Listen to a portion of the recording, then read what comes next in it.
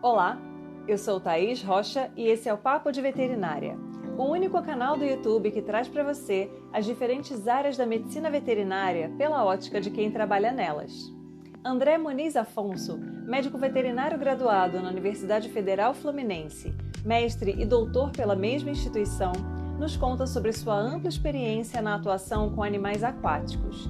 E embora ele seja internacionalmente reconhecido pelo trabalho que realiza com ranicultura, possui um conhecimento sólido, vivenciando a extensão, pesquisa e ensino, e traz para o seu trabalho na sala de aula, na Federal do Paraná, em Palotina, e palestras, toda a sua vivência com criação, sanidade, manejo, tecnologia e inspeção sanitária de pescado. Acompanhe esse papo cheio de informações e dicas, não deixe de se inscrever no canal e compartilhar o vídeo. Me siga também nas redes sociais, no @canal Papo de Veterinária no Instagram. Nosso podcast Papo de Veterinária com Thaís Rocha também está disponível em diversas plataformas de streaming, como Spotify, Apple Podcasts e Google Podcasts. E toda segunda-feira temos episódios novos. Vamos juntos?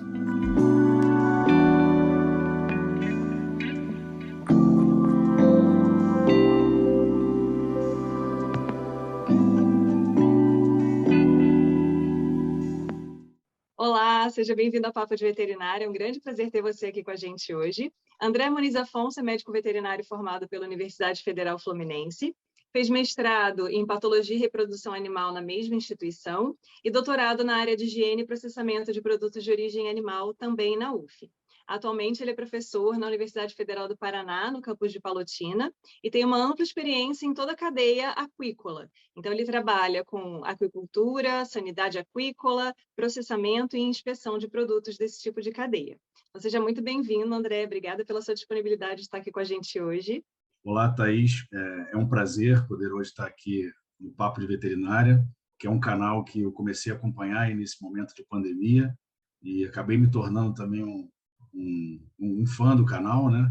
Do tipo de iniciativa, do tipo de trabalho que você começou a desenvolver, que é fundamental e é escasso, né? A gente não tem isso dentro da área da veterinária. Você veio cumprir aí uma lacuna muito importante e eu me sinto extremamente privilegiado em poder hoje estar aqui, muito feliz por ter recebido esse convite. Obrigada, André. Então, vamos começar do início, né? Quando você pensou em ser médico veterinário, algum dia você imaginou que você ia estar no meio aquícola com rãs, peixes e toda a cadeia de pescado? Ou você entrou com aquele objetivo mais frequente, né, de trabalhar ou com grandes animais ou com pequenos animais? Como é que foi a sua história? Pois é. Antes de eu cursar medicina veterinária, eu fiz um curso de mergulho, né? Eu sempre, por ter nascido no Rio e ter assim, uma paixão por água, né? Por mar, por rio, cachoeira, etc. e tal, eu sempre gostei muito do ambiente aquático. Mas eu, quando fiz veterinário, eu pensei em trabalhar na cadeia de bovinos. Eu tenho família no interior do estado, a minha família tem uma pequena fazenda, né? Um pequeno sítiozinho.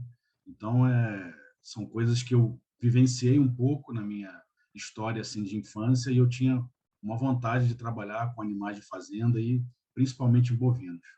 Não tinha assim uma pretensão de trabalhar com animais aquáticos. Ao começar a cursar o curso e ver as possibilidades que a medicina veterinária podia, né, nos oferecer, dando até uma olhada no currículo, eu tive uma participação por muitos anos no diretório acadêmico da faculdade, então participava das reuniões de colegiado de curso, onde a gente discutia, via as questões ali do curso de veterinária. Então, mesmo no início da faculdade, eu já comecei a ter uma visão assim bastante abrangente. E uma das coisas que me despertou é que a gente teria uma cadeira no futuro de aquicultura e pesca, né? Não era uma matéria, acho que até hoje é assim no currículo, ela não é uma matéria optativa na veterinária, ela é obrigatória lá na UF, e apesar de ela ter uma carga horária relativamente baixa, né, para a amplitude que o tema exige, né, que o tema pede, ela lá para frente, quando eu tive a oportunidade de cursar ela, eu vi que era uma possibilidade de realmente entrar nesse mercado, entrar nessa área. Eu acho bem interessante que muitas vezes a gente percebe que a característica pessoal acaba casando a pessoa com determinadas áreas dentro da profissão. Então, você já tinha essa afinidade pela água, né? E daí já Sim. começou um certo interesse na área.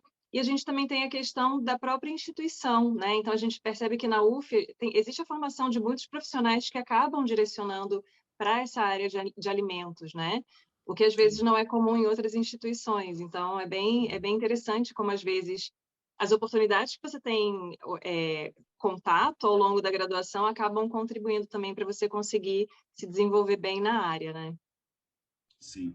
E antes até de cursar essa disciplina, eu tive uma oportunidade de participar da minha primeira iniciação científica. E foi justamente no laboratório de ictiologia. Então, eu fiz um projeto que nós íamos todo final de semana para Angra, veja que coisa ruim, né? Ganhando uma bolsa de estudos ali. E a gente mergulhava para capturar os peixes da região ali da Baía da Ilha Grande, para poder analisar, fazer uma série de estudos de genética.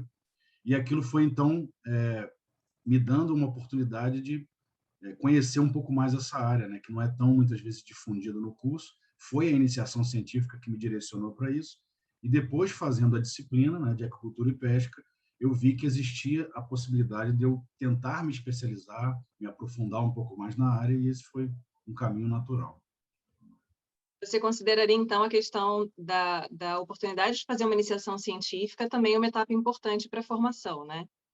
É muito importante. É importante porque a gente entende como a pesquisa funciona, é importante porque a gente cria um raciocínio em termos de organização, né, de trabalho, de metodologia de trabalho, nos dá uma certa disciplina, né, porque a pesquisa exige isso da gente. Então, foi fundamental ter feito essa iniciação científica. Eu estava no 5º período da faculdade, praticamente a metade da faculdade, né? E, assim, todos os meus alunos que tiveram, meus amigos que tiveram a oportunidade de fazer iniciação científica, e os alunos também falando que eu sou professor, né? A gente vê que eles têm eles são diferenciados, né? Eles conseguem até o próprio desempenho acadêmico, a compreensão da matéria, tudo aquilo que se estuda é diferenciado quando a gente começa a estudar. Muitas pessoas até entram na faculdade, eu vejo isso com meus alunos hoje, e não têm até muito conhecimento, por exemplo, da língua inglesa, que é algo fundamental, né? Mesmo que a gente não vá seguir uma carreira acadêmica, publicações, livros, oportunidades vão surgir, o inglês vai ser necessário, e a iniciação científica, de alguma forma, ela também te força isso, né? Então, ela vai quebrando algumas barreiras, vai fazendo com que a gente vá perdendo alguns medos, e isso é fundamental para a gente já desde a época de aluno. Sim, com certeza. E essa barreira do inglês, ela é bem frequente, né? A gente sempre está chamando a atenção dos alunos, conversando, mas é quase uma regra, assim. Você chega com um artigo, né, recente, publicado em inglês, e fala, gente, tá em inglês. Já vem aquele, professora, mas é difícil e tal. E é bem interessante como realmente essa vivência do inglês técnico é interessante para qualquer área, né? Porque mesmo que a pessoa não queira trabalhar com pesquisa, ela depois tem a oportunidade de ter acesso a uma literatura mais recente, que na sua maioria, mesmo quando é produzida no Brasil, ela acaba sendo publicada em inglês. Então, sempre é interessante o aluno ter atenção a esse aspecto aí. Sem dúvida. E aí, André, conforme foi caminhando a sua graduação, você fez iniciação científica, teve esse contato mais próximo ali com a aquicultura. Como é que foi o seu planejamento de finalização de curso? Você já pensou em entrar no mestrado? Você foi para o mercado de trabalho? Como é que foi esse momento crítico, né, que a gente passa ali quando está terminando a graduação, todo mundo se descabelando, achando que não vai conseguir trabalhar, que não vai ter a bagagem necessária? Como é que foi essa parte da vivência para você? Nesse momento, mais ou menos quando eu cursei a disciplina de agricultura e pesca, era 6º período da faculdade, nós tivemos uma grande greve no ano de 98. E alguns professores já tinham dito para a gente que esse período seria longo de greve. Então, naquela época a gente não tinha na internet, não era algo tão comum. Eu me lembro da minha mãe, ela chegou em casa com um panfleto de um curso do Sebrae de ranicultura, e ela falou assim, André, você às vezes fala aí dos peixes, você está estudando, por que você não vai estudar um pouquinho, alguma coisa diferente assim? Eu peguei aquele panfleto, fiz esse curso do Sebrae, que até hoje, se eu não me engano, é ministrado na Escola Venceslau Belo. Fica localizado no campus da Castelo Branco, né? Ali tem um campus enorme, é onde é a Sociedade Nacional de Agricultura. Anos depois, eu virei professor de uma faculdade de zootecnia ali, a Fagran, que funcionou, né, juntamente ali com a Castelo Branco. Então, são essas coincidências da vida aí, se é que elas existem. E eu fiz esse curso nesse período de greve, me interessei muito pelo assunto, vi que não tinha possibilidade de alguém me orientar nesse assunto ali na UF, naquele momento, e fui conversar com a minha coordenadora de curso.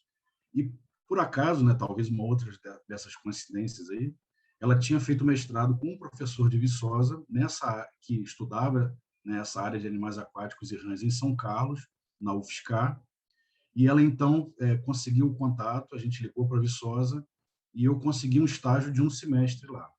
Então, eu tranquei a minha faculdade após o 6º período, após ter feito agricultura e pesca. Eu fiquei um semestre me dedicando ao estágio na Universidade Federal de Viçosa, em Minas, e ali eu fazia toda a rotina de trabalho do ranário, né, que é a instalação, ranário experimental da universidade, e acompanhava as pesquisas de iniciação científica que os outros alunos faziam. Então, eu me dediquei, eu tive até uma carteirinha, né, de estudante lá de Viçosa, na época, para ter acesso à biblioteca, RU, enfim, tudo aquilo que a universidade oferecia, até a parte odontológica, etc. Eu tive a oportunidade de passar um semestre lá na Universidade Federal de Viçosa, e eu fiquei como estagiário do ranário por um semestre, né, um semestre letivo. Na verdade, não foram apenas os 4 meses normais do semestre letivo, acabaram sendo 6 meses mesmo. E ali eu tinha toda a prática da rotina diária com os funcionários do ranário. É um ranário muito grande lá, que produz mesmo carne, né? A universidade tem uma fundação lá que é Arturo Bernardes, que vende os produtos produzidos. O mais famoso, que todo mundo talvez conheça, é o doce de leite lá de Viçosa, né? Mas o mercado também vendia rã, por exemplo, produzida na universidade. E eu, além de fazer a rotina do ranário, eu também acompanhava os trabalhos de iniciação científica, as pesquisas dos alunos. Então, para mim, foi um momento mágico, assim, de uma imersão, na verdade, né? Eu acho que a palavra correta seria imersão. Depois eu retornei para a universidade e aí, do 7º período em diante, eu passei a direcionar muitas das coisas que eu aprendia já para os animais aquáticos. Ali eu já tinha, naquele 7º período da faculdade, uma definição de que era com os animais aquáticos que eu ia trabalhar.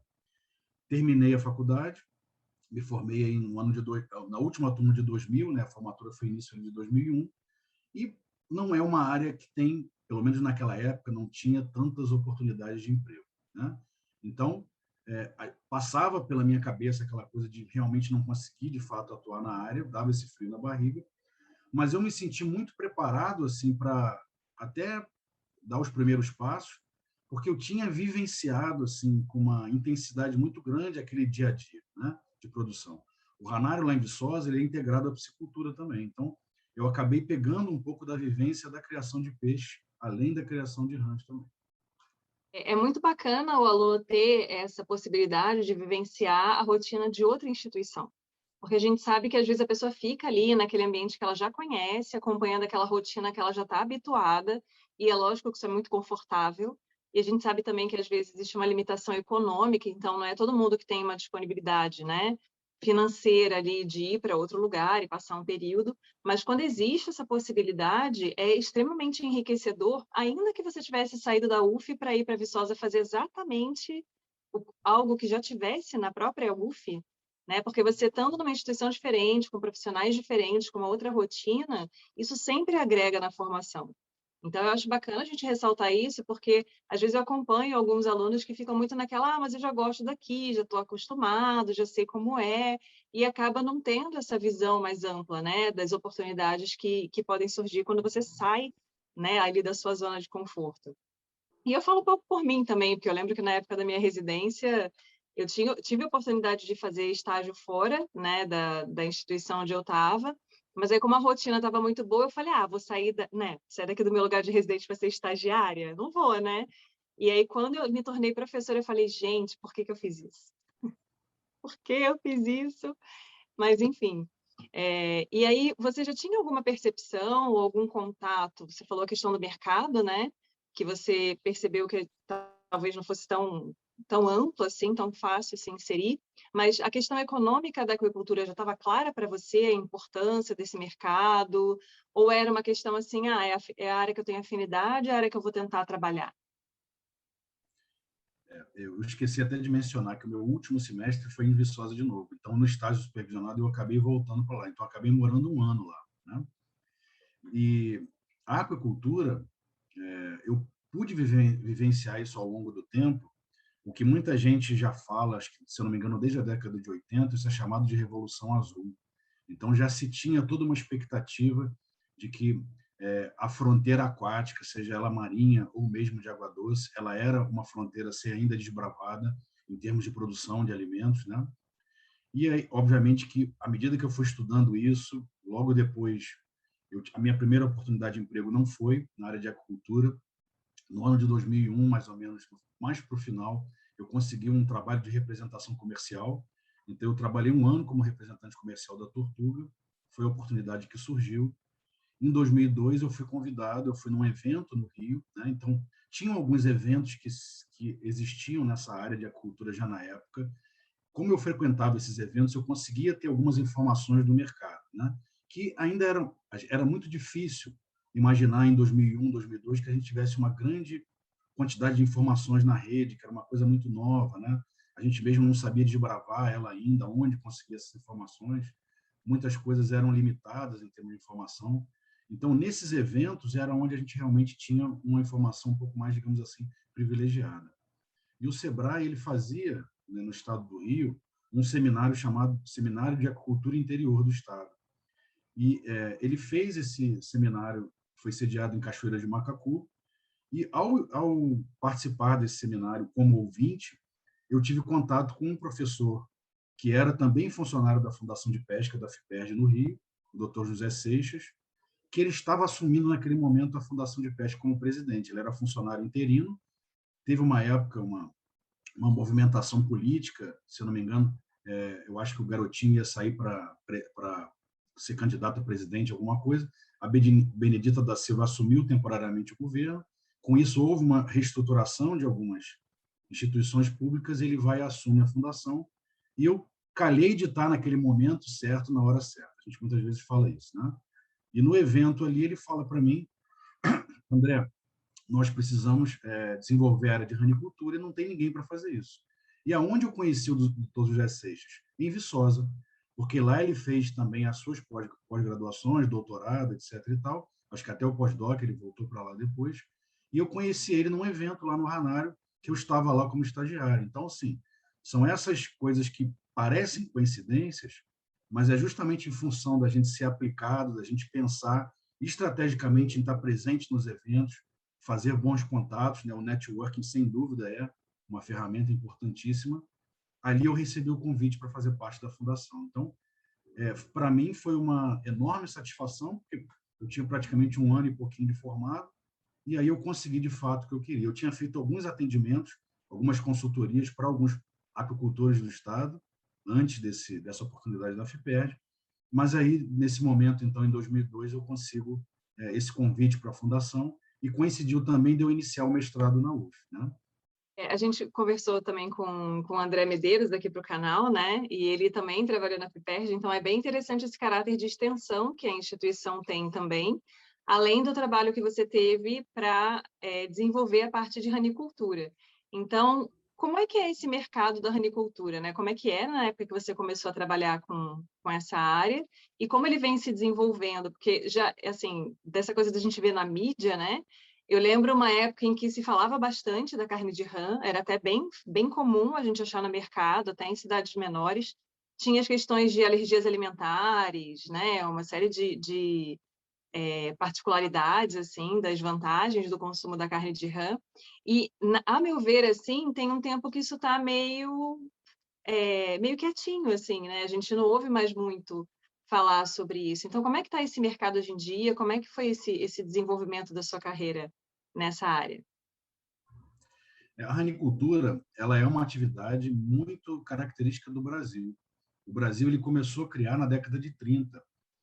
Os peixes aí, como por exemplo a tilápia, que é o grande peixe badalado aí não só no Brasil, mas no mercado mundial, ele só vem para o Brasil na década de 50. Então, uma atividade que começou no estado do Rio, até próximo à Universidade Rural, né, na região ali da Baixada Fluminense, e ela teve o seu grande ápice no final da década de 80 e início da década de 90. Nessa época existiam muitos eventos, existia muita promoção da carne de rã, que é uma carne que já é consumida há mais de 2.000 anos, né? Gregos, chineses, vários outros povos antigos, quando a gente pega algum tipo de literatura, a gente consegue perceber que já era um produto conhecido. Os indígenas brasileiros faziam uso dessa carne e tinham vários relatos assim interessantes a respeito da carne, né? Obviamente que nada ligado ainda à questão alérgica, que é uma das coisas que vai surgir depois com mais estudos, mas o fato dela ter uma proteína de alto valor biológico, também não falado com esses termos, mas dela ser altamente digestível, né? Uma proteína rica, com aminoácidos variados, ser uma carne hipocalórica. Essa é uma propaganda que ela ainda não existia muito, não estava muito em voga na época. Quando o dólar mais ou menos se equipara ao real ali no ano de 94, né, quando é criado, feito o plano real e a gente começa com essa nova moeda, a carne de rã estava num processo de exportação que tendia a ser uma das formas de escoamento da produção no Brasil. E aí, naquele momento, não ficou tão interessante exportar, mas o mercado brasileiro não tinha sido preparado em termos de marketing para receber um produto que até hoje não é culturalmente, né, difundido na nossa população. Isso fez com que na década de 90 tivesse um decréscimo dos ranários. O Brasil chegou a ter 2.000 ranários na década de 80, né? Finalzinho da década de 80, nessa época desse ápice, desse apogeu. E ficaram alguns poucos ranários, alguns grandes ranários, mas sempre com um tipo de comercialização muito ainda clandestina, né? E à medida que a gente vai vendo a legislação avançar, algumas medidas relativas à questão de processamento, de inspeção, obrigatoriedade de selo de inspeção para que o produto pudesse ser comercializado em mercados varejistas, isso fez com que essa parte mais marginalizada da criação, de alguma forma, desaparecesse. Então, hoje, são poucos os produtores, as grandes empresas, porque são essas que seguiram o caminho da formalização, que é necessária. A gente precisa ter um produto seguro para ser consumido, né? Apesar de ser um produto excelente em termos de qualidade, é necessário que ele tenha um nível de segurança, né? Então, isso é um caminho que a ranicultura não trilhou tão fácil. Quando a gente vê a evolução da agricultura no Brasil, e ela vem, digamos assim, caminhando a largos passos, muitos dos projetos, quando a gente teve a presença do Ministério da Pesca, alguns editais de iniciação e fomento à pesquisa que nós tivemos por meio do CNPq, da CAPES, da FINEP, eles foram voltados mais para peixes e camarões. Então, é uma cadeia muito pequena, uma cadeia restrita, que não teve sim, muito incentivo, né? Então, ela resiste porque a carne de rã ela tem propriedades, digamos, medicinais, e ela tem esse viés, esse vínculo com alguma coisa que seja médica, que seja boa para a saúde. Então, em função dessa recomendação, que muitas vezes parte de um nutricionista, de um médico, inclusive para crianças, né, que têm muitas vezes alergias alimentares, com vários tipos de produtos, inclusive produtos de origem animal, ela é um produto sabidamente que muitas vezes faz com que aquelas pessoas... Toda vez que eu estou dando curso em algum lugar, aparece alguém falando assim, meu tio, meu irmão, eu mesmo, às vezes as pessoas falam, só sobrevivi porque comi carne de rã na minha infância. Então, isso é algo muito comum. E aí, pensando na questão do trabalho de extensão, né? Porque a gente sabe que, quando a gente pensa no ensino superior, por exemplo, né? Que a gente tem o tripé, pesquisa, ensino e extensão, a extensão, muitas vezes, é o patinho feio da roda, né? É um trabalho que, muitas vezes, não é tão divulgado nem dentro das instituições, qual é o seu papel, a sua importância, como é que o médico veterinário se insere fazendo esse trabalho de levar a informação técnica, né, para o campo, onde essa informação precisa chegar, né? Como é que foi essa sua atuação em extensão na FIPERJ? Você usou um termo que eu normalmente uso, né, em aulas, assim, em palestras, que a extensão é o patinho feio, né, dentro do tripé ensino, pesquisa e extensão da universidade, infelizmente.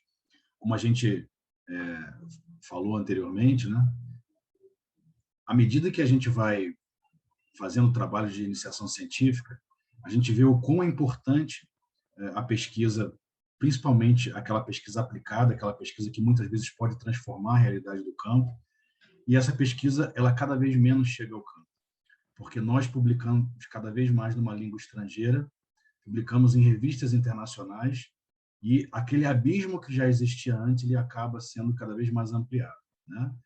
Então, essa minha vivência na FIPERJ como extensionista foi o que me deu uma base, uma segurança muito grande, até para que eu pudesse depois também alçar um voo, na minha opinião, maior, que era o da docência, que era algo que eu também tinha aspiração, que eu tinha vontade de, pelo menos, passar por essa experiência para ver se era algo que ia me realizar profissionalmente, né? Eu posso dizer que eu sou realizado como professor, assim. E, ao mesmo tempo, eu continuo trabalhando com extensão, porque é muito ruim quando a gente vê que o que se produz, não só na academia, mas em institutos de pesquisa, de uma forma geral, não chega ao campo, chega muitas vezes, né, só para outros pesquisadores.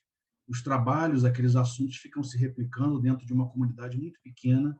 O campo eu escutei uma vez de um produtor, de um psicultor lá no Paraná. Ele falou uma coisa que eu já até comentei, enfim, em algum momento, que se a academia hoje parasse de produzir pesquisa por 20 anos e ela pegasse o que tem na prateleira e colocasse em prática, muita coisa ia ser diferente. É claro que a gente não pode levar isso ao pé da letra, mas o que ele falou tem um sentido muito grande, né? Quanto a gente já produziu de conhecimento, muitas vezes conhecimento aplicado, que em muitas situações é o que nós precisamos no campo, mas esse conhecimento não chega. E os órgãos de extensão, infelizmente, desde a época da era Collor, do governo Collor, eles começaram a ser desmantelados, né? Eles saíram de uma estrutura federal, foram estadualizados, né? Eles foram para uma estrutura governamental de Estado. E muitas vezes hoje, eu sei porque nós atuávamos muito em parceria com a Emater, alguns dos escritórios de extensão rural, não só no estado do Rio, mas eu vejo isso em outros estados. Foi algo que também a aquacultura me proporcionou, conhecer o Brasil, porque eu tive a oportunidade de participar de projetos, visitar estados para ensinar, né, algumas das coisas que eu aprendi ao longo da minha caminhada. Eu consegui perceber que é uma dificuldade da extensão atuar, e ela muitas vezes só atua quando ela tem parcerias com as prefeituras. Então, muitas vezes é combustível, é o reparo de um veículo, são coisas simples para aquele profissional extensionista que tem, sabe, uma vivência, uma bagagem, um olhar mais amplo, poder chegar no campo e às vezes apertar um parafuso, muitas vezes não é algo tão complicado. Quantas vezes eu tive a campo com produtores e às vezes num bate-papo simples a gente resolvia um problema, né, de ordem assim até mais estrutural em termos de planejamento. Num bate-papo com ele se resolvia, que muitas vezes é aquela questão do técnico estar ali, de dar uma atenção, de estar próximo, né? E a extensão é uma grande escola. Eu tenho muita saudade dela, mas eu tenho a oportunidade de fazer ela na universidade. E digo até que eu tenho muito mais esse espírito extensionista do que de pesquisador, né? Eu desenvolvi a minha carreira, mesmo na universidade, muito mais com projetos, com trabalhos de extensão, do que com pesquisa de fato. E é interessante isso, né? Porque quando a gente pensa até no status que cada um dessas pernas, né, do tripé traz, a pesquisa sempre é aquela que acaba trazendo mais destaque para o docente, né? Então, muitas vezes, os docentes acabam sendo conhecidos e têm a oportunidade de viajar e conhecer outras instituições e fazer palestras pelos seus projetos de pesquisa, do que por serem excelentes professores em uma sala de aula ou por serem excelentes extensionistas. Então, esse olhar também dificulta um pouco, né? Até os próprios docentes, às vezes, dedicarem tempo à extensão, porque muitas vezes, dentro da instituição, aquilo ali acaba não revertendo em termos de carreira, enfim. Então, tem sempre umas questões complicadas aí, né, envolvidas, que a gente acaba descobrindo como é aí ao longo do caminho. Mas aí, André, pensando na questão, né, da bagagem que a extensão te trouxe e levando isso, então, para o seu desenvolvimento de carreira. Depois que você atuou na FIPERJ, você já estava no mestrado, né, que você tinha comentado. E aí, como é que foi essa sua pavimentação de caminho para começar a direcionar a sua carreira para a docência? Ao atuar na FIPERJ com extensão, eu tinha o hábito de estudar muitos assuntos, trabalhos que já tinham sido desenvolvidos na área de ranicultura, principalmente, e fazer apresentações para os produtores. Então, isso também no mestrado foi estimulado, né? Nós, ao cursarmos o mestrado, a gente é, de alguma forma, obrigado, né, a sair daquele estado de inibição, né, e começar a falar e apresentar. E eu senti que, mesmo tendo no início um pouco de, talvez, vergonha, aquele medozinho que a gente, né, acaba tendo, eu falo isso para meus alunos, até hoje, na verdade, a gente tem medo. Qualquer pessoa que vai falar em público dá um certo frio na barriga. O que nós, às vezes, conseguimos é esconder melhor, né? A gente, com o tempo, a gente vai passando a esconder melhor. Então, isso, de alguma forma, foi me despertando essa vontade de querer ser professor. Ainda na FIPERJ, eu tive o convite para começar a dar aula e eu ingressei na Faculdade de Medicina Veterinária de Valença, no sul do estado, né? Uma faculdade privada. E ali, então, eu realmente me descobri como profissional, né? Eu ainda atuei alguns anos na FIPERJ e como professor, e nesse meio tempo, por conta de indicações de alguns professores, da minha própria orientadora de mestrado, eu também comecei a fazer parte de comissões do Ministério da Agricultura na área de sanidade de animais aquáticos, porque eram poucos profissionais que lidavam com algumas cadeias. E na cadeia de ranicultura, por exemplo, poucos eram especialistas, né? Eu tinha acabado de fazer um mestrado em patologia animal, né, todo voltado para doenças de rã, né? E tinha esse conhecimento de que muitas vezes as doenças elas não aparecem, né, ali de repente no campo, elas são em função de uma série de erros de manejo, etc. e tal. Então, juntando tudo isso, eu fui me capacitando também para atuar nessa área. E, pelo Ministério da Agricultura, quando se lançou o Programa Nacional de Sanidade de Animais Aquáticos, muito antes de se criar o Ministério da Pesca, eu tive a oportunidade de viajar pelo Ministério, treinando médicos veterinários da defesa sanitária de alguns estados. Então, isso foi feito em Sergipe, foi feito em São Paulo. Nós fizemos 2 grandes treinamentos na base de Canané, que é uma estação do Ministério da Agricultura, né, uma estação quarentenária, treinando os médicos veterinários da inspeção e da defesa do próprio MAPA. Então, isso foi algo que eu tive oportunidade, as oportunidades apareceram, de alguma forma eu estava preparado, porque eu já tinha eu reunia material, eu tinha, né, eu fazia muitas apresentações, eu já fazia muitas palestras em eventos, os eventos que às vezes apareciam, as pessoas já iam me recomendando, iam comentando, poxa, o André vem falar uma coisa legal, assim, chama ele, né? E eu fazia nas semanas acadêmicas da Rural, da UF, de outras instituições, e eu tinha uma média, mais ou menos, de fazer 5 a 6 palestras em eventos por ano. Isso, recém-formado, era algo assim era muito especial, né? Então, foi algo que eu realmente tinha interesse, as oportunidades foram aparecendo, eu tinha me preparado para isso, não foi algo que eu caí de paraquedas e eu acho que surfei a onda, como a gente fala, né?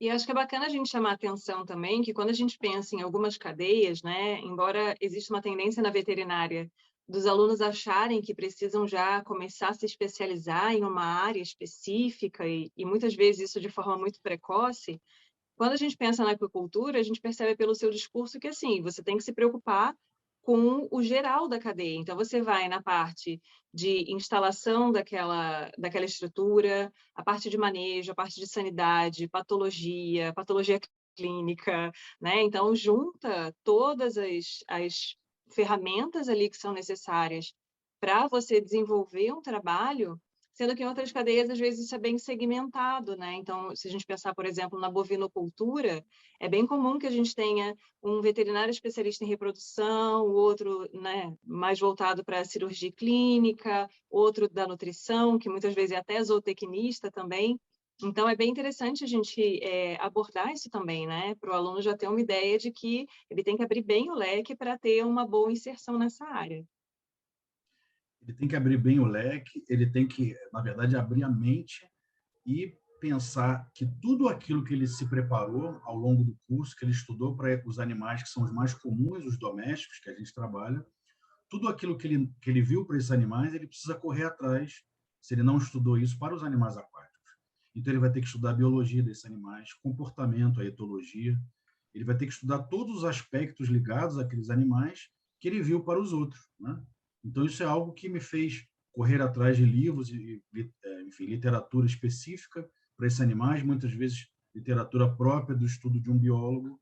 Então, a gente acaba ampliando também, entrando nessas outras áreas, para que a gente possa ter uma formação mais holística, né? Uma formação mais integrada, que a gente até isso é fundamental para a área de sanidade, é fundamental para a área de inspeção, né? Nunca, quando a gente encontra um problema, algum desafio, ele se restringe a uma coisa. Essa tendência de ser especialista é muitas vezes algo que o mercado realmente vai nos empurrando, né? Mas se a gente pegar os grandes cientistas do passado, eles iam da astronomia a química, a biologia, a arquitetura de uma forma assim tão simples, não existia tanto essa divisão. E é claro, a gente nas carreiras acaba compartimentalizando esses conhecimentos, mas quando a gente vai para o campo, está numa indústria, por exemplo, a gente tem que puxar todos esses conhecimentos para, naquele momento ali, conseguir dar uma resposta mais completa para aquele problema, para aquela situação. Sim. E é isso, né? Eu acho que a gente já teve essa conversa, né, com outros médicos veterinários que trabalham nessas áreas, que tem uma importância grande, que muitas vezes as pessoas leigas, né, já associam de forma imediata a atuação de um médico veterinário, mas para as quais muitas vezes a gente não tem uma base muito boa, digamos assim, muito ampla, no próprio curso de veterinária. Então, assim, a gente conversou com a Juliana Venturim, que trabalha com peixes ornamentais. Ela falou, gente, tive que correr atrás e ser autodidata. Né? A Rafaela, que trabalha com animais marinhos, também, né? Mesma questão. Tartarugas, tubarões, raias, enfim. Então, a gente sabe que até para quem já entra, de repente, visando um pouco essa área, vai faltar bastante coisa ao longo do curso e a pessoa tem que conseguir se desenvolver e correr atrás da informação que ela precisa, né? E ir atrás de profissionais que são referência, que é outra questão que é extremamente importante também. Então, a construção do networking também tem esse objetivo, né? De você ter contato com profissionais que podem te auxiliar a ter um caminho ali menos penoso, né? Para chegar nas informações ali na base que você precisa para trabalhar. Como é que foi, então, essa sua passagem, né? Como é que saiu do Rio de Janeiro e foi parar no Paraná? O que aconteceu? Como é que foi esse processo? O que aconteceu é que eu, atuando ali na faculdade veterinária, recebi uma mensagem de um amigo, à época, que estava abrindo um concurso no Paraná, para a Federal do Paraná, e calhou dele casar exatamente com as minhas áreas de atuação. E aí eu olhei aquele edital do concurso, pensei em tudo aquilo que eu vinha, né, trilhando em termos de caminho, de pensamento, de objetivo. Eu falei, olha, o que eu quero mesmo é ser professor. Eu acho que a Universidade Federal pode me dar pode me dar uma série de possibilidades que aqui, trabalhando numa universidade, né, numa faculdade um pouco menor, eu não teria uma série de possibilidades. E eu pensei, olha, acho que é o momento de eu fazer. Parece que o concurso foi feito para mim, né? Eu estudei, fui para lá, né, concorri com profissionais de outras áreas lá, tinha um veterinário, na verdade veterinário era só eu. Tinha zootecnistas e engenheiros de pesca, e eu, enfim, consegui, né, passar no concurso e comecei a desenvolver, então, outras coisas dentro da universidade, comecei a ampliar um pouco a minha área de atuação. Esse meu caminho na universidade me abriu outras portas, isso me projetou também um pouco mais no mercado, né? Eu sempre brinco que a gente projeta o nome da universidade e a universidade nos projeta, então é uma troca justa, né? Estando como professor lá há 2 anos, no Paraná, eu fui em 2009, eu recebi uma ligação do México, e os mexicanos queriam aprender um processo de reprodução artificial, que é algo que eles não dominavam, e era um dos trabalhos que eu desenvolvi no mestrado, na minha dissertação, e eu recebi um convite para ir lá ministrar um curso. E eu fui 4 anos seguidos para o México. Eu fui em 2011, 12, na verdade, 13, 14, 15, e eu fui treinar, capacitar os técnicos e os produtores de lá, né? O México ele teve um gap também, um intervalo, com a saída de um técnico que era uma referência na agricultura no país lá. Ele foi para a FAO, até hoje ele está lá, que é o Dr. Alejandro Flores Navas. E alguns estados mexicanos não tinham assim, né, um nível técnico para poder desenvolver a atividade. Eles tinham um mercado, tanto mexicano, com a possibilidade de vender produtos para o mercado americano, por conta deles participarem, né, daquele acordo comercial ali que envolve Canadá, México e Estados Unidos. Então, eu fui para lá 4 anos seguidos e treinar, capacitar pessoal. Então, foram portas que a universidade abriu para mim, sem dúvida, né? Foram possibilidades que, com a universidade, eu tive esse apoio. E eu não tinha feito doutorado, né? Isso é uma coisa curiosa, porque muita gente hoje segue uma linha de formar, né, seguindo mestrado, doutorado, mas eu sempre quis assim ter um pouco mais de bagagem para poder me lançar no doutorado. E foi isso que eu fiz, então. Eu iniciei o doutorado só em 2011, já sendo professor. Eu fui ainda como mestre para lá, e eu já tinha assim uma série de assuntos, questionamentos e coisas para colocar ali em prática no momento do doutorado. Então, e foi justamente nesse período que eu fui ao México, né, algumas vezes.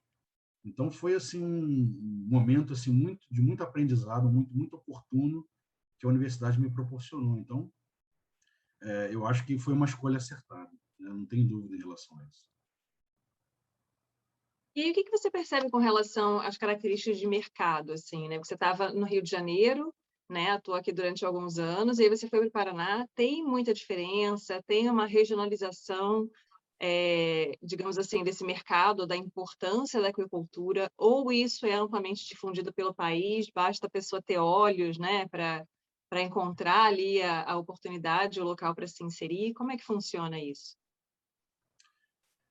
Existe essa característica de ser um pouco mais difundido em algumas regiões do que outras, né? Mas isso não impede que as pessoas hoje, a gente falar no sentido de que a informação não chega, a gente sabe que talvez para algumas camadas um pouco mais, né, de menor acesso à economia circular de uma forma geral, isso é um pouco mais complicado. Mas de uma forma geral a informação chega, enfim, as notícias chegam. O que acontece é que esses escritórios regionais de extensão, muitas vezes, eles têm uma atuação em municípios, em regiões voltadas para aquilo que aqueles profissionais ali, que trabalham ali, têm uma vocação maior. Então, a gente vê que algumas regiões elas se desenvolvem mais para uma área e para outras não. O Paraná, ele é um estado, assim, berço em termos de produção, porque ele é produtor também dos grãos, né? Então, ele não é só um estado produtor de proteína de origem animal. Ele tem a base daquilo que se utiliza para a alimentação dos animais, que é algo que no Rio a gente via muita dificuldade. Assim. O Rio é um estado que, historicamente, ele foi o primeiro produtor de muita coisa no Brasil, né? Que muita coisa chegou primeiro no Rio, as coisas começaram a se desenvolver.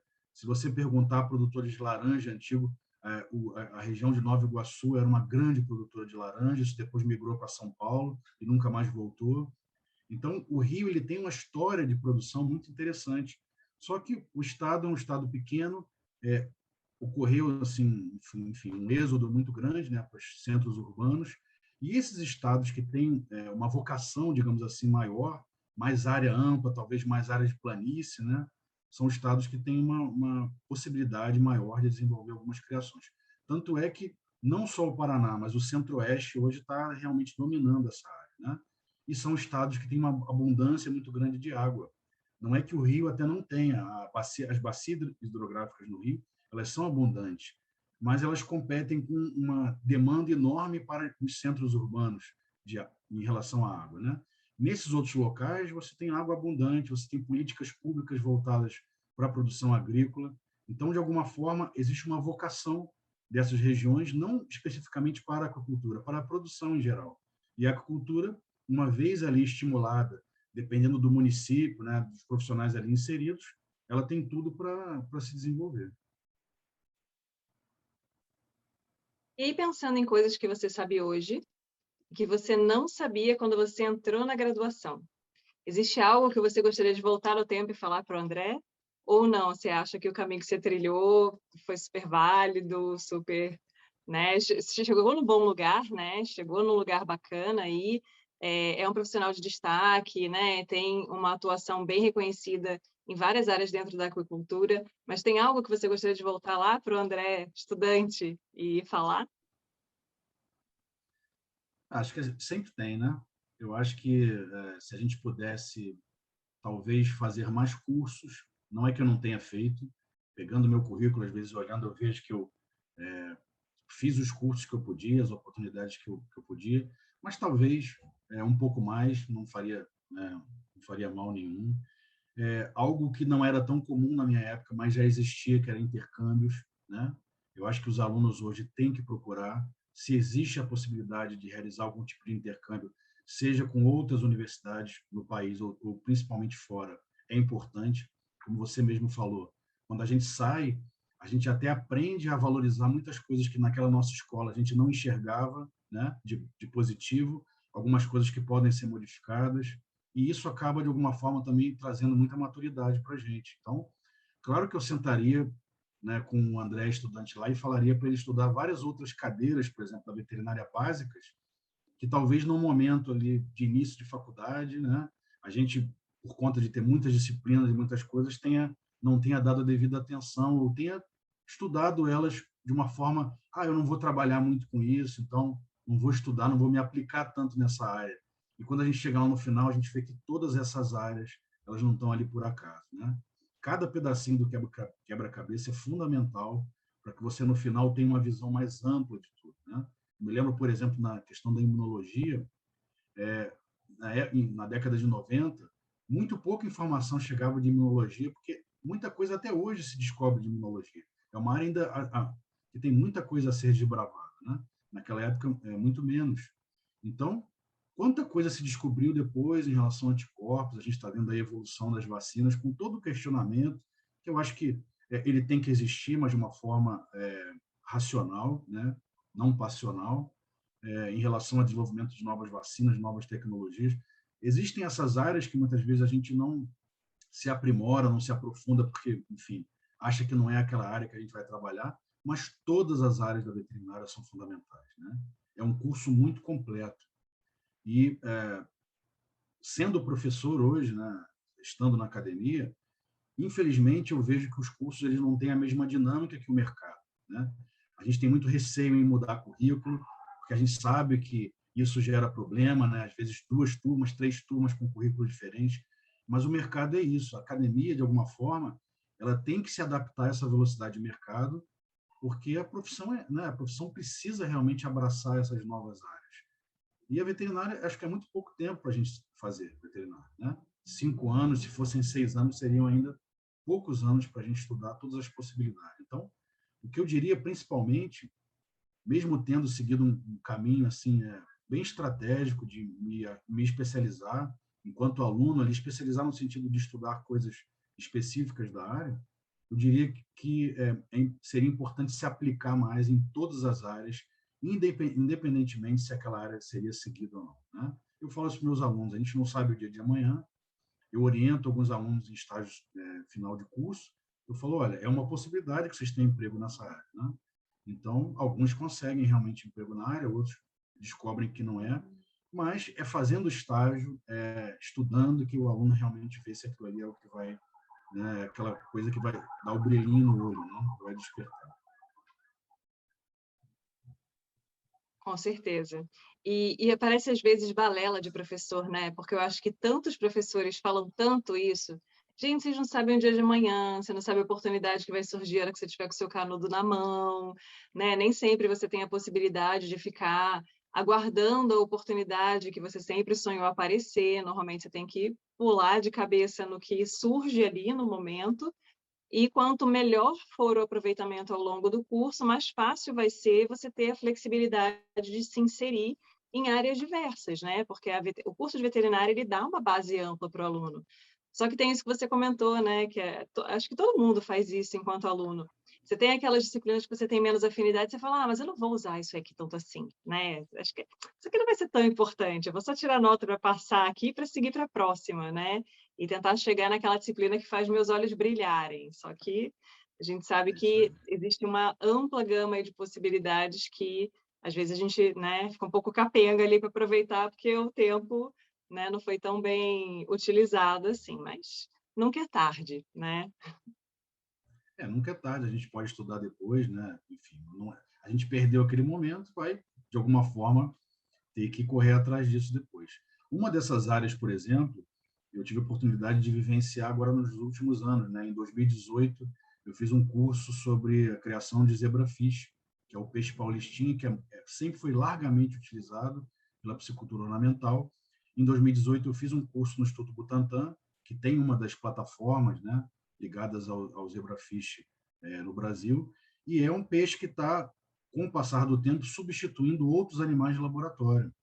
Então, isso é algo que hoje já tem campo e vai ampliar muito mais, vai abrir muito mais oportunidades, uma vez que é um médico veterinário responsável técnico de biotérios, né, de criatórios, de animais de laboratório, etc. Então, isso é algo que a gente na academia sente uma deficiência, né, porque nós precisamos preparar esses profissionais para esse mercado de aquáticos, né? os alunos, de alguma forma, eles despertam interesse também, né? É algo novo, os animais aquáticos são animais que, não sei explicar muito bem isso, mas nós temos uma afinidade, né? Enfim, não sei se é porque a nossa gestação ali é no meio aquático, não sei se é porque o nosso corpo é 80% água, né? Mas a água faz parte da vida, a água é vida, né? Então, essa afinidade, essa possibilidade de trabalhar com aquáticos, ela precisa ser apresentada também para os alunos, né?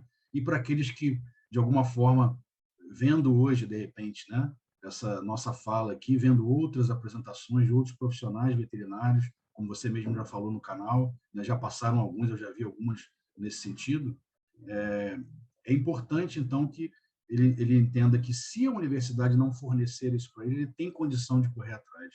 A gente fazia isso numa época que era, digamos assim, mais difícil o contato, né? A gente não tinha e-mail, nome, telefone. Hoje você entra numa página de uma universidade, você sabe a área de atuação de cada professor, tem ali o e-mail dele. Você pode pedir para um professor da sua universidade intermediar esse contato. Então, assim, basta querer, né? Então, além do seu canal do YouTube, que também tem muita informação bacana, né? Você tem um monte de material lá disponível para o pessoal acessar também. O que você sugeriria para o aluno que tem interesse nessa área e quer procurar uma informação adicional, seja ainda ao longo da graduação, né? Ou até depois, enfim, numa pós-graduação? O que tem, assim, que você acha que é bacana, né? Para o pessoal começar a correr atrás aí? Muito boa essa pergunta também. O Instituto de Pesca de São Paulo, ele fornece regularmente, ele oferta, né, regularmente cursos, tanto na parte de criação de animais aquáticos, como na parte de processamento de peixes também. A unidade que o Instituto de Pesca tem em Santos é uma unidade específica, onde tem ali pesquisadores ligados a essa parte de processamento. Então, é uma boa instituição a se procurar. Existe uma outra associação no Brasil, que é a Aquabio, ela congrega vários profissionais da aquicultura, e é bom que a gente diga isso também aqui, a aquicultura é uma área multidisciplinar, e ela deve ser multidisciplinar. Só que o médico veterinário precisa entender que ele precisa fazer parte desse conjunto, desse grupo, né, desse trabalho em equipe que muitas vezes é realizado na aquicultura. O engenheiro de pesca e o engenheiro de aquicultura, eles têm a sua importância na área. O biólogo tem a sua importância na área, muitas vezes um oceanógrafo tem a sua importância na área, um zootecnista, claro, também tem a sua importância na área, e o médico veterinário é fundamental, assim como todos esses outros, para que a gente possa ter vários profissionais atuando no fortalecimento de uma cadeia que ainda é tão incipiente de tecnologia, em alguns casos, né? De informações. Quantas doenças nós já conhecemos e já estamos, assim, digamos, cansados, né? Entre aspas, usando a palavra, né, com uma certa licença, cansados de estudar e de, assim, de conhecer como aquilo ali se desenvolve, um ciclo, né, muitas vezes, de um parasita. E na aquicultura, muita coisa é totalmente desconhecida. Então, esses cursos que a Aquabio promove, e ela tem um congresso que é bianual também, que é o Aquaciência, a Abrapoa, a Associação Brasileira de Patologistas de Organismos Aquáticos, ela também fornece cursos, inclusive na área de sanidade, para complementar esses conhecimentos dos médicos veterinários. Algumas universidades que têm a UFMG, por exemplo, ela tem um curso de aquacultura. E como ele é um curso muito, digamos assim, é um curso meio que irmão ali da veterinária, surgiu muito tempo depois, por iniciativa de alguns professores da veterinária, há uma boa associação entre esses dois cursos ali. Então, vira e mexe, eles estão promovendo algum evento, algum curso. O SEBRAE, né, é uma boa instituição. Hoje nós temos várias universidades que estão fazendo cursos online também. A pandemia, com todos os problemas que ela também trouxe outras coisas positivas, e isso é uma delas, né? Eu tive a possibilidade agora de participar na pandemia de um curso promovido pela Universidade Federal do Rio Grande do Norte, como instrutor, né? Então, eles fizeram uma seleção de profissionais, e eu fui um dos instrutores desse curso, e nós formamos mais de 2.000 pessoas na área de produção de peixes com processamento, né? Online. Gente do Brasil inteiro e de fora do Brasil. Então, é muito mais fácil hoje conseguir esses cursos até em plataformas online. Eu já gravei cursos em plataforma online, eu tenho cursos disponíveis, enfim. Existem profissionais que têm já tem cursos no mercado, né? Então, não é nada assim complicado. Muito bem, né? A gente Ainda vai dar uma canja a mais, que hoje em dia não tem nada que a gente joga no amigo Google, né, que não surge ali. Mas eu sempre gosto de trazer essas perguntas a respeito de cursos e instituições que são confiáveis, porque a gente sabe que com a expansão do online também tem muita disponibilidade de cursos e formações que às vezes não vão agregar tanto assim, né? E às vezes a pessoa recém-formada, a pessoa menos experiente, não tem muito, né, essa malícia de entender, né, que ela tem que procurar um profissional, um nome que seja uma referência importante ali, para ela saber qual é a bagagem que ela vai conseguir agregar na formação dela ali com aquele curso, né? Isso aí. O Conselho de Veterinária de São Paulo também, o CRMV de São Paulo, ele promove um tipo de treinamento continuado, como tem em todos os conselhos, né? Mas eu já tive a oportunidade de participar de alguns dos cursos lá como instrutor, e eles fazem muita capacitação em animais aquáticos. Então, eles têm lá dentro da grade de programação, para o pessoal ligado ao Conselho de São Paulo, eles têm uma grande possibilidade de terem mais acesso à informação, né, dentro de um curso do Conselho. Então, é um outro exemplo também, mas aí é algo que vai surgir já depois de formado, né? Mas é aquilo que eu vejo muitas vezes você conversar e com toda razão, né, no programa, a gente não para de estudar nunca, né? Então, a graduação é um período importante, onde a gente vai ter aquele volume enorme de informações, de áreas de possibilidades, e depois de formado, a gente não vai, muitas vezes, também fechando o leque. A gente vai continuar abrindo o leque também, claro, de repente, para uma área, para um segmento que nos interessa mais. Tem pessoas que trabalham com segmentos até bem diferentes, conseguem equilibrar o tempo dela nesses segmentos diferentes, ainda dentro da veterinária, mas essa formação ela é continuada. E o Conselho de São Paulo, por exemplo, uma instituição que abre esse tipo de possibilidade. São poucos, né? Sim, com certeza. É uma queixa muitas vezes do médico veterinário, né? Nossa, eu pago aquela anuidade super cara, e aí, o que o conselho faz por nós? E aí existem essas iniciativas que muitas vezes a gente não tem conhecimento, né? Então é importante também as pessoas se informarem para terem noção do que tem ali à disposição. Às vezes não vai atender absolutamente todas as especialidades ou as áreas, mas tem iniciativas aí em andamento, né? Isso aí. E, André, você gostaria de falar mais alguma coisa, deixar mais algum recado para o pessoal que está assistindo, dar mais alguma sugestão aí dentro da sua experiência, né, como profissional, como docente também? Tem algo que você gostaria de deixar, assim, de recado para o pessoal? Gostaria. A gente já deixou assim várias informações aí, importantes, né? Acho que vários recadinhos, né, no meio dessa conversa aí, vários toques assim para que os estudantes possam perceber as potencialidades da área. Mas eu gosto muito de abrir algumas palestras comigo com informações de mercado. Então, enquanto que as cadeias mais tradicionais que nós estudamos, de bovinos, suínos e aves, elas praticamente estabilizaram em termos de crescimento ou crescem muito pouco, a área de aquicultura ela cresce de uma forma extremamente rápida, num percentual absurdo no Brasil e fora do Brasil, e é algo que não tem mais volta isso, né? Os animais aquáticos, a gente consegue criar eles muitas vezes em espaços periurbanos, não necessariamente precisa ser num ambiente totalmente rural. Há essa facilidade de se criar em locais pequenos, né? Estruturas menores, mas com valor agregado. No próprio interior do estado do Rio, por exemplo, se iniciou há alguns anos um projeto de produção de camarão marinho no município de Itaperuna, que fica bem no interior do estado, né? Bem longe da costa. Como é que se consegue fazer isso? Porque se produz água salgada ali. Se colocam alguns sais, se saliniza, né, os minerais importantes ali para a formação até da carapaça do camarão na água, e se produz o camarão num lugar onde naturalmente ele chegaria de uma forma mais cara por conta de toda a logística necessária para o camarão chegar no interior. O produtor ali tem acesso a um mercado direto, né, produzindo ali em propriedades pequenas, utilizando a água de forma racional, podendo agregar a produção do animal aquático com vegetais. Isso é algo que a gente também só vai ver depois que atua na área, né? Que a hidroponia ela pode ser agregada à aquicultura, fazendo o conjunto que a gente chama de aquaponia, ou seja, a gente consegue também utilizar os efluentes da aquicultura para produzir uma outra coisa, agregar valor à propriedade. Então, assim, as possibilidades da aquicultura são enormes, né? A gente está caminhando para uma outra área também, que é a área de produção de insetos para alimentação, não só humana, como também animal.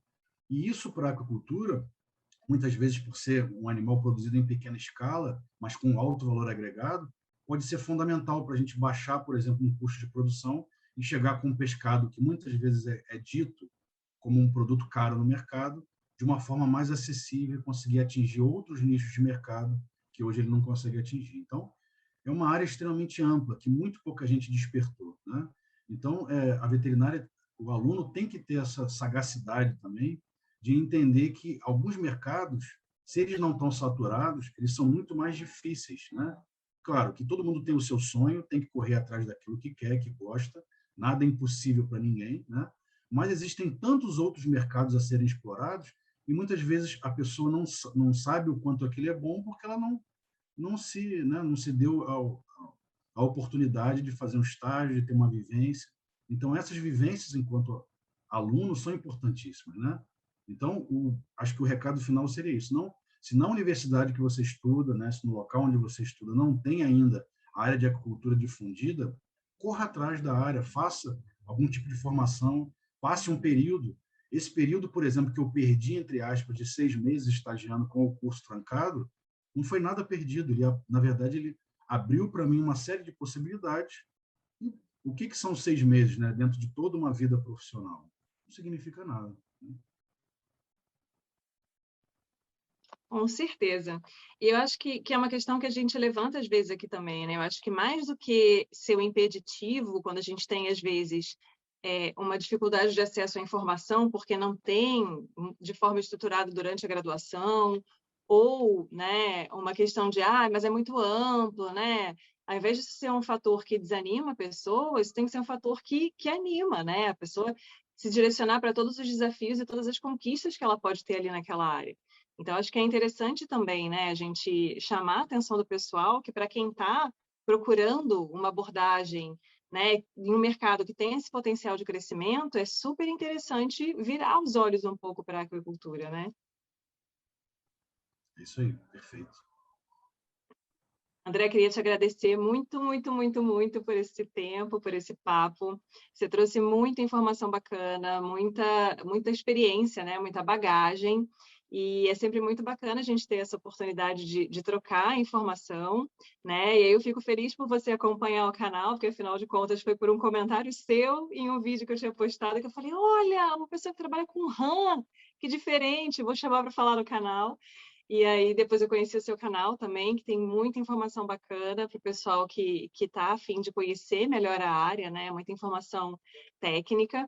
Então, queria te agradecer por estar aqui com a gente hoje e chamar o pessoal que está assistindo o vídeo, né? Se tiver gostado, para curtir o vídeo, se inscrever no canal, apertar o sininho das notificações e acompanhar o nosso trabalho, que semana que vem a gente tem outro médico veterinário falando sobre a sua área de atuação. Até lá!